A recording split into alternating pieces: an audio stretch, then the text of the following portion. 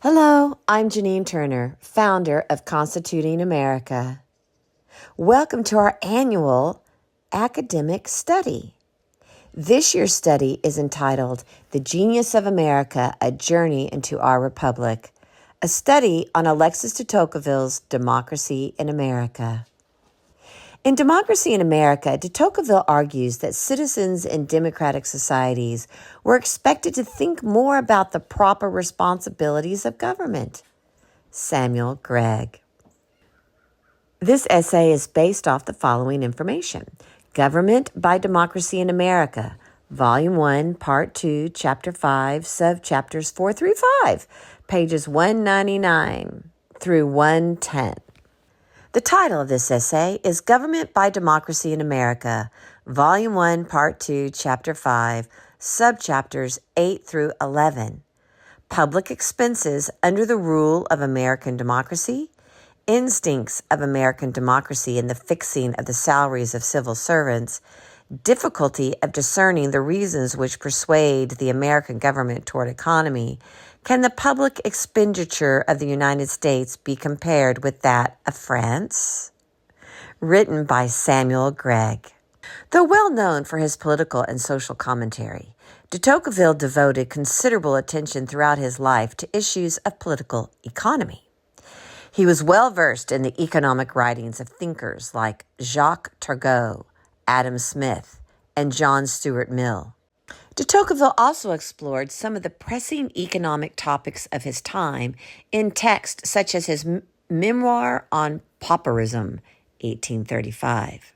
Educated Europeans of de Tocqueville's era were well aware of the burgeoning economic power of the American Republic that he visited for 10 months between 1831 and 1832. In Democracy in America, however, de Tocqueville's thoughts on economic topics revolved around questions concerning the effects of democracy upon government expenditures. Public expenditures in Western countries in the 19th century as a proportion of national gross domestic product, GDP, were much less than those of the 20th and 21st centuries. But the advent of democratic government, according to de Tocqueville, was likely to increase pressures for ever-growing state spending. In Democracy in America, de Tocqueville argues that citizens in democratic societies were expected to think more about the proper responsibilities of government. The more they do so, de Tocqueville states, the more that, quote, a host of needs arise that they had not felt at first, and which one can only satisfy by having recourse to the resources of the state, end quote. At the same time, de Tocqueville observes democracies were more prone to sudden changes of policies. That meant many publicly funded government activities go unfinished or take on a haphazard character. This resulted in democratic governments making numerous, quote, unproductive expenditures, end quote.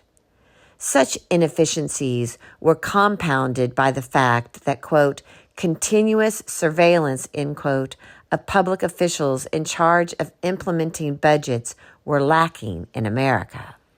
Working against these propensities to expand public spending, de Tocqueville notes, were the equalizing tendencies of American democracy. These generated skepticism about the worth of expending large sums on the, quote, principal agents, end quote, of government. Americans were willing to pay good salaries to, quote, officials of secondary rank, end quote.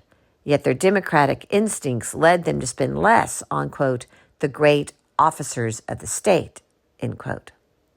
The reason, Tocqueville argued, was that Americans looked at such office holders through the lens of their own social and economic circumstances.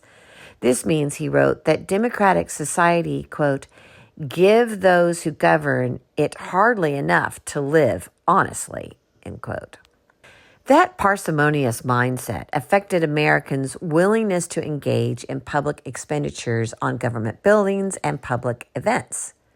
On one level, this reflected Americans' habit of viewing this spending from the standpoint of their own, often modest personal circumstances.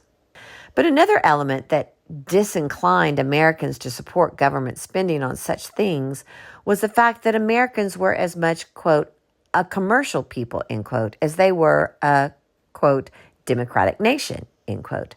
Habits like thrift, saving, and deferred gratification that dominated Americans' businesses and economic activities discouraged them from attaching much worth to public displays of ornamentation. De Tocqueville closes his commentary on public expenditures in America by comparing it to the situation in his native France. He stresses the difficulties for making such comparisons in light of limited information about this topic in both countries. In France, de Tocqueville notes the central government's expenses were known, as were those of the 86 departments into which France was administratively divided. Expenditures at the town level, however, were unknown. A similar pattern, de Tocqueville observes, manifested itself in America. The federal government published, quote, the total of departmental expenditures, end quote.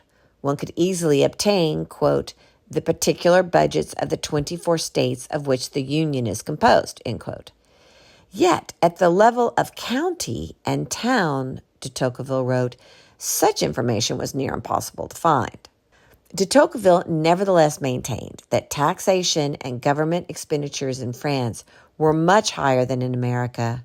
For one thing, he noted, France had a much larger army and a navy that dwarfed America's.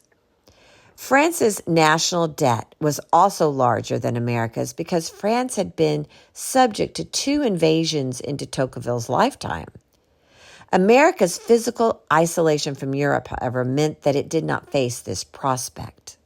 That said, de Tocqueville thought that it was, quote, mistaken, end quote, for, quote, the partisans of democracy, end quote, to claim that democratic government is, quote, genuinely economical, end quote. Democracy, he argued, did not mean, quote, cheap government, end quote. There is nothing in democracy's design, de Tocqueville believed, that would prevent it from raising taxes, quote, as high among them as in most of the aristocracies or monarchies of Europe, end quote. The moment that, quote, great troubles came to assail the peoples of the United States, end quote, he fully expected America to increase taxes and its public expenditures. And this, as in so many other matters, de Tocqueville proved to be correct. This article was written by Samuel Gregg. Samuel Gregg is the Frederick Hayek Chair in Economics and Economic History at the American Institute for Economic Research. In 2024, he was awarded the Bradley Prize.